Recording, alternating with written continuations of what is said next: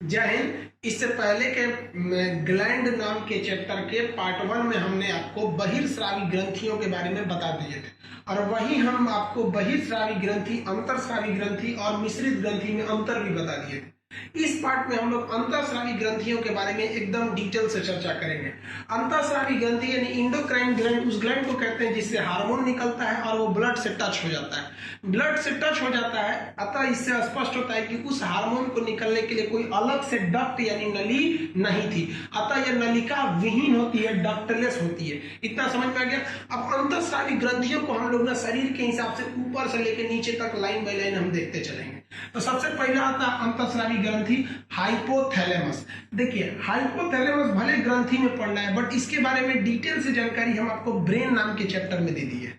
आप लोग को कंफ्यूजन क्यों होता है कि हर चीज हर जगह नहीं पढ़ना चाहिए, उस चीज को स्पेशली उस चैप्टर में देखिए, और जहां जितनी जरूरत हो उस चैप्टर में बस उतना ही ध्यान दीजिए।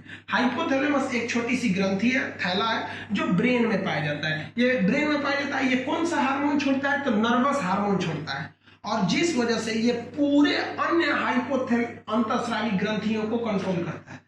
तो क्वेश्चन आएगा, वह कौन सी ग्रंथि है जो अन्य सभी ग्रंथियों को कंट्रोल करती है? तो हाइपोथैलेमस।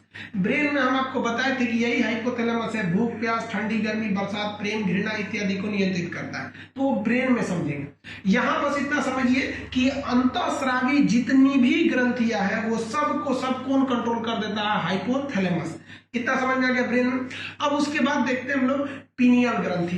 देखिए, ये दोनों आंख के बीच में शंकर जी की जहां तीसरी आंख है ना, उसी के जस्ट वहीं पे अगर हम ऐसे अगर यहाँ से छेद के अंदर घुसे 1 इंच, तो वहां पर मिलेगा एक छोटा सा ग्रंथि, पीनियल ग्रंथि। अब ये पीनियल ग्रंथि को ध्यान से समझिएगा। ये पीनियल ग्रंथि से 2 तरह का हार्मोन निकलता है, एक निकलता है मेलाटोनिन और एक निकलता है सेरोटोनिन। तो मेलाटोनिन और सेरोटोनिन दोनों के अलग अलग कार्य हैं। देखिएगा, रात के समय हमारा स्किन हल्का काला पड़ने लगता है, तो मेलानिन से याद रखिएगा, मेलाटोनिन रात के समय ये रंग को काला करता है, दिन के समय नहीं। रात के समय जब धूप नहीं पड़ेगी ना, तो रंग को हल्का ये डार्क कर देता है। कौन सा? मेलाटोनिन। तो ये रंग को करता है। और साथ ही साथ इसी मेलाटोनिन का ही एक अलग रूप है जिसको कहते हैं सेरोटोनिन। ये सेरोटोनिन हार्मोन क्या करता है? ये हमें नींद लाता है। ये क्या लाता है? नींद लाता है। अब यह ध्यान से समझिए, इन दोनों में एक खासियत।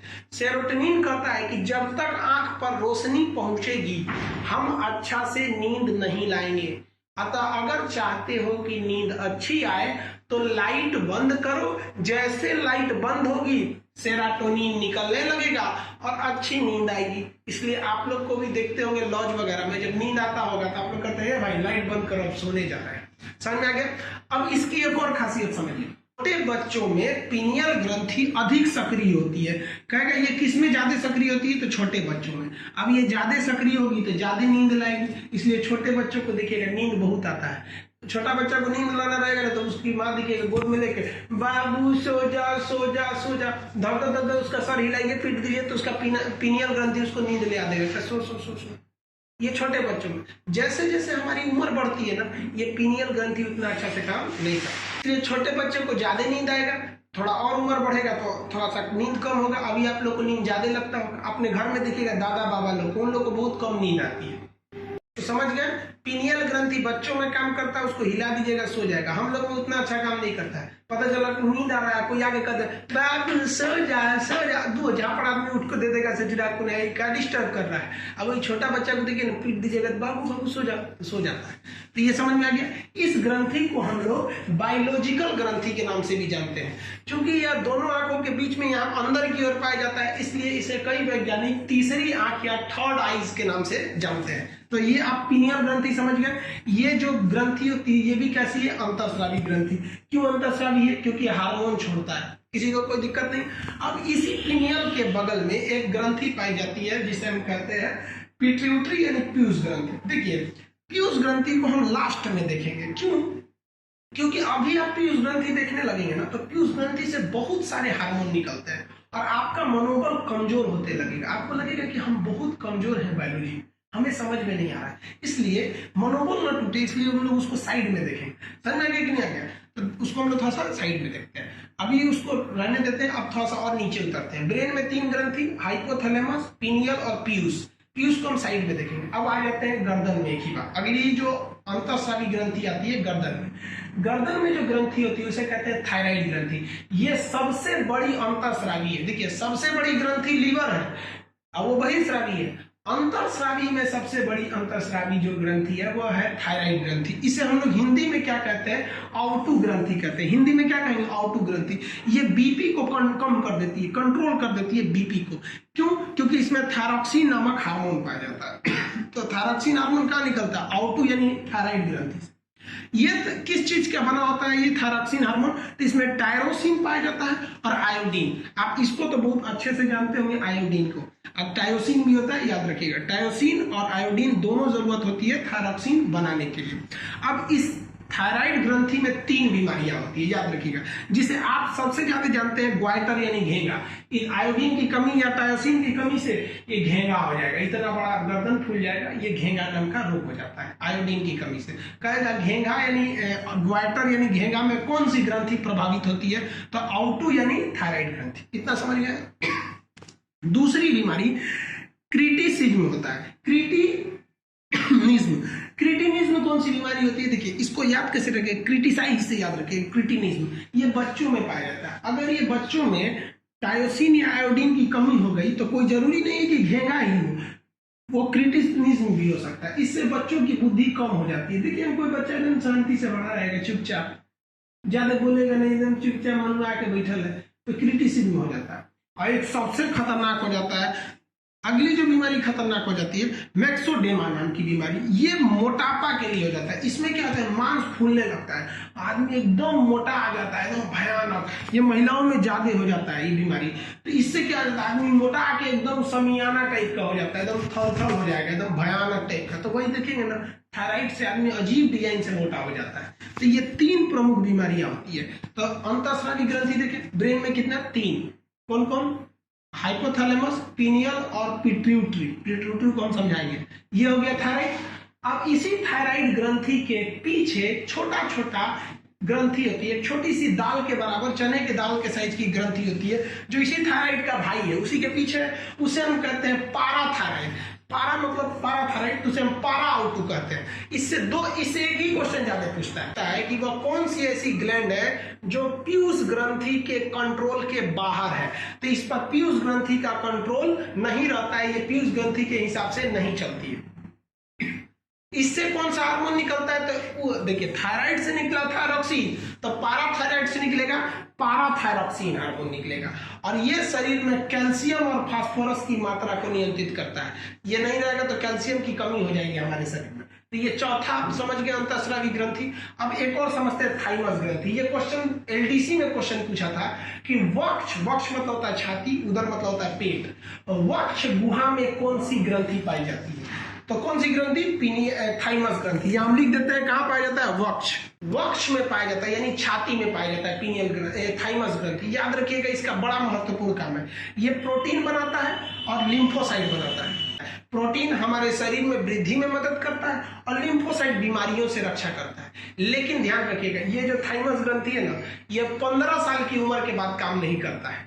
इसलिए आप देखे होंगे कि छोटा बच्चा जो होता है 15 साल से कम का होता है, वो खाना पीना कहीं नहीं करता है। नाश्ता करेगा 11 बजे, खेल के आएगा, उसकी मम्मी पीटेगी, नाश्ता क्यों नहीं किया, ये नहीं किया। अरे भाई उसकी मम्मी को क्या पता है कि उसके अंदर अभी थाइमस ग्रंथि काम कर रहा है। जो खाना से आप प्रोटीन दीजिएगा वो प्रोटीन उसको खुद ही मिल जा रहा है। और छोटा बच्चा को देखिएगा कबाड़ में खेलेगा, इधर घूमेगा, और देखिए छोटा बच्चा सबको एकदम छोटे रहता है, कुछ भी उठा कर मुंह में डाल लेगा, बीमार नहीं पड़ता है। क्यों? क्योंकि उसका थाइमस ग्रंथि उसमें लिम्फोसाइट बना रहा होता है। अब वही जब बड़े होइएगा, हम और आप या बूढ़े लोग, उनमें थाइमस ग्रंथि अब काम नहीं कर रही है, अब वो जल्दी बीमार पड़ेंगे और उनको प्रोटीन भी नहीं बनेगा, उनको ज्यादा खाने की भी जरूरत होती है। ये समझ में आ गया आप लोग को, इतनी ग्रंथियां। अभी और भी अंतःस्रावी ग्रंथि है। तो अभी यहाँ पे आप जब तक इनका ये 5 का आप स्क्रीनशॉट लीजिए, फिर हम अभी समझाते हैं कि अन्य अंतःस्रावी ग्रंथियों के बारे में।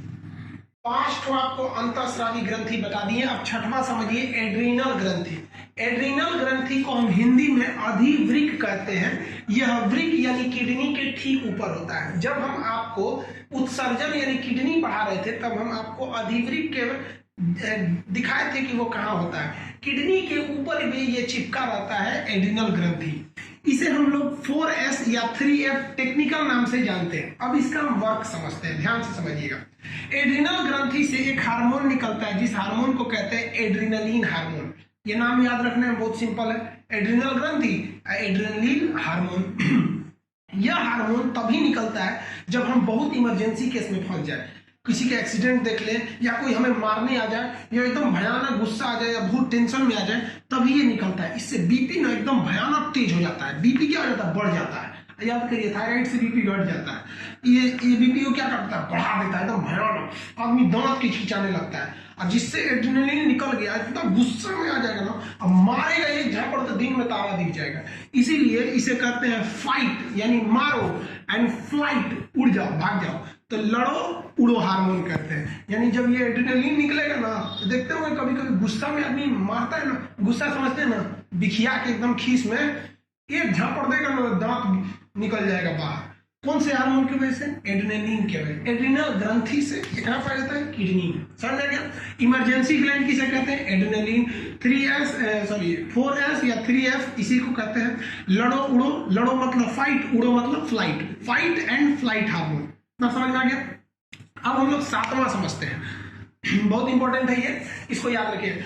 Gonad gland. गोनाड ग्लैंड किसे कहते हैं? जितने भी जनन ग्रंथि होती है, जनन ग्रंथि एक मेल में होगा ये टेस्टिस, और फीमेल में होगा ओवरी। तो ध्यान दीजिए, गोनाड ग्लैंड को हम क्या कहते हैं? जनन ग्रंथि। इससे कौन से हार्मोन निकलेंगे? स्पष्ट है कि जनन हार्मोन निकलेंगे। अब किराना की दुकान में मछली थोड़े मिलेगी, किराना का सामान मिलेगा। तो जनन ग्रंथि से कौन सा हार्मोन निकलेगा? जनन हार्मोन। अब यही समझिएगा, जितने भी जनन हार्मोन होते हैं वो स्टेरॉइड के बने होते हैं। ये हम न्यूट्रिशन चैप्टर में बताएंगे। स्टेरॉइड क्या होता है, प्रोटीन क्या होता है। जितने हार्मोन है सभी के सभी हार्मोन प्रोटीन के बने होते हैं, लेकिन याद रखिएगा, जनन हार्मोन स्टेरॉइड के बने होते हैं। इन ग्रंथियों के बारे में डिटेल से चर्चा प्रजनन यानी रिप्रोडक्शन नामक चैप्टर में किया जाता है। ग्रंथि नामक चैप्टर में उतनी चर्चा इस पर नहीं की जाती है, फिर भी हम आपको थोड़ा इस पर बता देते हैं। गोनाड ग्लैंड यानी जनन ग्रंथियां मेल में अलग होती है और फीमेल में अलग होती है। मेल में जो जनन ग्रंथि है टेस्टिस, उसके 2 टेस्टिस होते हैं जो शरीर के बाहर होते हैं। तो ये हो गए टेस्टिस। टेस्टिस से क्या निकलता है? टेस्टोस्टेरोन। टेस्टोस्टेरोन जो होता है, इसी के कारण पेशाब में थोड़ा सा गंध भी आता है। टेस्टोस्टेरोन ये उसके जनन हार्मोन है। ये हम प्रजनन में आपको समझाएंगे। कुत्ता देखिएगा पेशाब कर करके अपना बॉर्डर बना देता है। किससे? क्योंकि उसके पेशाब में टेस्टोस्टेरोन ज्यादा रहता है। मेल के पेशाब में भी टेस्टोस्टेरोन ज्यादा रहता है। फौजी जब सोते हैं ना, तो चारों ओर जंगल में ना पेशाब कर देते हैं ताकि कोई जंगली जानवर ना आए। किस हार्मोन की वजह से? टेस्टोस्टेरोन की वजह से। कुत्ता कभी कभी रात में ना मोटरसाइकिल पर पेशाब कर देता है और बॉर्डर बना देता है कि भैया ये मेरा एरिया है। सुबह बेचारा मोटरसाइकिल वाला आया, मोटरसाइकिल लेके चला गया। अब दूसरे के एरिया में घुसेगा तो कुत्ता सुनेगा, अरे दूसरा कुत्ता का गंध आ रहा है, अब वो मोटरसाइकिल को दौड़ा देता है। लोगों को लगता है कि हमारा मोटरसाइकिल से क्या लगा है इसको, फिर मोटरसाइकिल पे कोई कुत्ता पेशाब किया हुआ है। समझा क्या? कुत्ता एक एरिया से दूसरे एरिया में नहीं जाते हैं। कुत्तों के दुनिया में रोमिंग नॉट अलाउड, वो लोग रोमिंग का चार्ज लेता है। तो ये मेल का पहला हो गया टेस्टोस्टेरोन, और दूसरा स्पर्म होता है जो प्रजनन में मदद करता है। फीमेल की बात करेंगे तो फीमेल में ओवरी भी 2 होती है। जिस तरह से मेल में 2 टेस्टिस होते हैं, उसी तरह फीमेल में 2 ओवरी होती है। समझ में गया? 2 ओवरी कमर के पास होगी यहाँ पे, तो 2 ओवरी होती है। इन ओवरी से 3 हार्मोन निकलेंगे। अब ध्यान से समझिए, एस्ट्रोजन हार्मोन। एस्ट्रोजन हार्मोन ये मेंस्ट्रुएशन साइकिल यानी पीरियड के निर्माण में मदद करता है, ओवम के निर्माण में मदद करता है। प्रोजेस्टेरॉन, नाम से स्पष्ट है, प्रोजेस्टेरॉन ये प्रोटेक्ट करेगा। प्रोटेक्ट मतलब बचाव करेगा। माँ के पेट में जब बच्चा आ गया है ना, तो बच्चे की रक्षा करेगा, उसे 9 महीने तक संभल के रखेगा। और यही प्रोजेस्टेरॉन कभी कभी कम हो जाता है ना, तो देखेंगे बच्चा 2 महीना पे हो जाता है, मर जाता है, तो बोलते हैं बच्चा नुकसान हो गया। क्यों नुकसान हो गया? क्योंकि उसको प्रोटेक्ट करने वाला प्रोजेस्टेरॉन नहीं था या कम पड़ गया था। समझ में गया?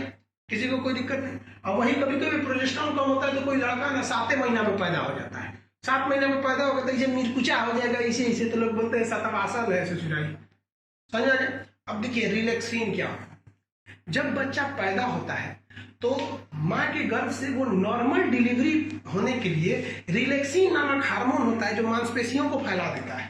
तो ये है रिलैक्सिन हार्मोन। यही रिलैक्सिन हार्मोन नॉर्मल डिलीवरी में मदद करता है। अगर ये रिलैक्सिन हार्मोन कम पड़ जाए तो नॉर्मल डिलीवरी नहीं होगा। समझ में गया? आजकल इसका कुछ डॉक्टर भी मिसयूज करते हैं।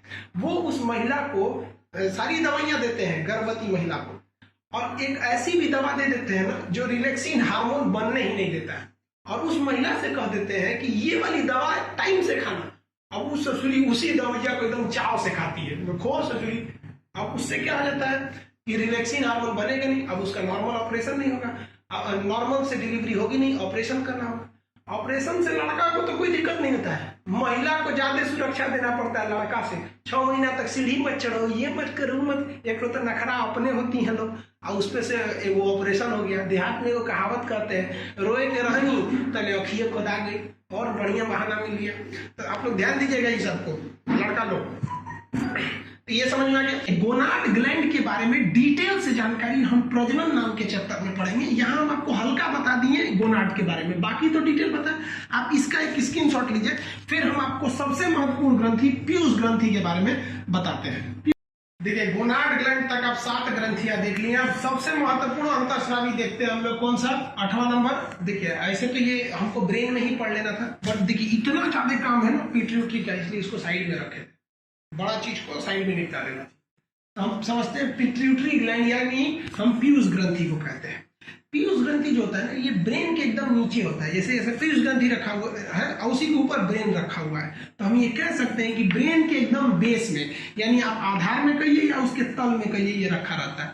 इसका वजन मात्र 0.6 ग्राम होता है। यह बहुत ही छोटी ग्रंथि है, बहुत छोटी अंतःस्रावी ग्रंथि है। इतना तो पता ही कि ये अंतःस्रावी है, ये सब छोटी। देखिए, इससे भी एक छोटी होती है पीनियल ग्रंथि। पीनियल ग्रंथि पीयूष ग्रंथि से भी छोटी होती है, बट ऑप्शन में अक्सर देता है सबसे छोटी ग्रंथि कौन सी है, तो पीनियल ऑप्शन में नहीं रहता है तो पीयूष आदमी लगा देता है। तो देखिए, ये पीनियल ग्रंथि इससे भी छोटी होती है। ये पूरे बॉडी को कमोबेश कंट्रोल करती है, लगभग ये पूरी बॉडी को कंट्रोल कर देती है, इसलिए इसे मास्टर ग्रंथि कहते हैं। आप बताइए, क्या यह पारा आउटू यानी पाराथायराइड को कंट्रोल कर पाती है? नहीं, लेकिन ये सबको कंट्रोल कर देती है, इसलिए इसे मास्टर ग्रंथि कहते हैं। और ये हो गई मास्टर ग्रंथि। इसका मतलब हम ये कह सकते हैं कि सभी ग्रंथियों का यह बाप है पीयूष ग्रंथि। अब याद कीजिए, तो अगर ये पीयूष ग्रंथि बाप है तो दादा कौन है? हाइपोथैलेमस। वो पूरी की पूरी पीयूष ग्रंथियों को कंट्रोल करता है, तो ग्रंथियों का बाप पीयूष ग्रंथि और ग्रंथियों का दादा कौन सा?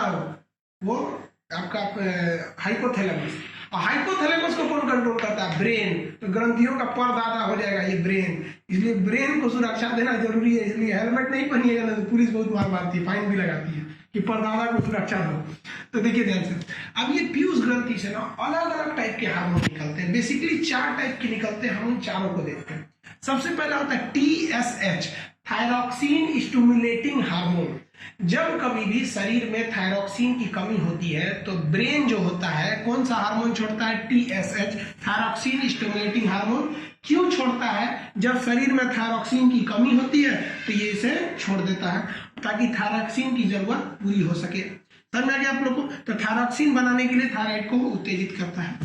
अब दूसरा आता है STH।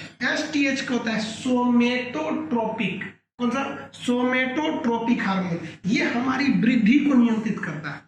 अगर ये ससुरा ज्यादा निकलेगा तो भीम का शरीर हो जाएगा, इसको जाइंटिज्म कहते हैं। जाइंट क्वेश्चन भी पूछा हुआ है, जाइंटिस बीमारी किससे होती है? तो STH हार्मोन से। खली का शरीर देखे ना, WWF वाला ग्रेट खली, भयानक है एकदम वहां पे। किसकी वजह से? STH की वजह से। किसी किसी में ये STH बहुत कम निकलता है तो उसका शरीर एकदम ठेमरा जाता है। देहात में बोलते हैं ना, बौना हो गया, सर्कस में जाकर ठेमरा गया, बंठा हो गया, एकदम बौना हो जाता है, वो शॉर्ट शरीर हो जाती है उसकी। किसकी वजह से? STH हार्मोन की वजह से। समझ आ गया? इसी पीयूष ग्रंथि से जो तीसरा हार्मोन है LTH, लैक्टोजेनिक हार्मोन। यह लैक्टोजेनिक हार्मोन, ये लैक्टोजेनिक हार्मोन क्या करता है बाबू? ये दूध के निर्माण में मदद करता है। याद रखिएगा, बहुत इंपॉर्टेंट क्वेश्चन। दूध के निर्माण में कौन मदद करता है? तो लैक्टोजेनिक हार्मोन। इसे प्रोलैक्टिन हार्मोन के निर्माण में कौन मदद किया? LTH hormone. LTH हार्मोन को प्रोलैक्टिन हार्मोन भी कहते हैं। कौन सा हार्मोन? प्रोलैक्टिन हार्मोन के नाम से भी जानते हैं। समझ आ गया? देखिए बाबू, दूध बनाया कौन? माँ के स्तन में दूध बनाता कौन है? ये आपका प्रोलैक्टिन हार्मोन या एलटीएच हार्मोन। लेकिन देखिए गाय भैंस को भी आप देखिएगा दूध दूहने में कितना तकलीफ होता है। अगर आप दूध दुहिएगा तो बहुत मेहनत लगता है उसको दूहने में। तो गाय का बच्चा कैसे दूध पी पाएगा? तो एक दिन का बच्चा में उतनी शक्ति होती है? नहीं होती है। इसीलिए दूध को स्तन से आराम से निकाला जा सके, इसके लिए एक हार्मोन होता है ऑक्सीटोसिन हार्मोन। ये दूध को स्रावित कर देता है, बाहर आराम से निकाल लेता है। इसलिए 2 दिन का बच्चा भी ना आराम से दूध पी सकता है। किसकी वजह से? ऑक्सीटोसिन की वजह से। अब जानवरों को देखिएगा ना, मानव इतना निर्दयी हो जाता है ना कि गाय भैंस को ना ऑक्सीटोसिन का हार्मोन का इंजेक्शन लगा देता है। गाय जो होती है अपने बच्चे के लिए दूध को थन में ना रोक लेती है कि मेरे बच्चे के लिए, अपने बच्चे के लिए। लेकिन आदमी से बढ़कर दलित, उसी का तो नतीजा है सब कोरोना। हम लोग ने प्रकृति पे कम अत्याचार किए हैं, तो पर अत्याचार का ही ये नतीजा है कोरोना। हम लोग गाय भैंस को ना थन में ऑक्सीटोसिन का इंजेक्शन लगा देते हैं। अब वो ऑक्सीटोसिन क्या करता है? दूध का स्राव कर देता है। तो देखिए दूध बनाने के लिए एलटीएच या प्रोलैक्टिन और दूध को बाहर निकालने के लिए शरीर के ऑक्सीटोसिन निकालना चाहिए। हालांकि इस पर सरकार ने बैन लगाया है, लेकिन क्या फर्क पड़ता है, लोग अपना वाला करते हैं। अब इसी पीयूष ग्रंथि से एक 5वां टाइप का जो हार्मोन निकलता है उसे कहते हैं वैसोप्रेसिन हार्मोन। वैसोप्रेसिन हार्मोन क्या करता है? पेशाब की सांद्रता को नियंत्रित करता है। अगर ये ज्यादा होगा तो पेशाब बहुत गाढ़ा हो जाएगा, शांत हो जाएगा और पेशाब करने में ना जलन होने लगेगी। और अगर ये कम हो गया तो फिर पेशाब एकदम पतला हो जाएगा और शरीर से ज्यादा ही पानी निकल जाएगा, बॉडी का पूरा पानी निकल जाएगा। तो वैसोप्रेसिन हार्मोन समझ में आ गया। तो ये पीयूष ग्रंथि से कितने प्रकार के हार्मोन? 5 तरह का। आप बताइए, टीएसएच थायराइड को, एसटीएच पूरे शरीर की वृद्धि को ज्यादा निकल गया तो क्या हो जाएगा? जाइंटिनिज्म हो जाएगा।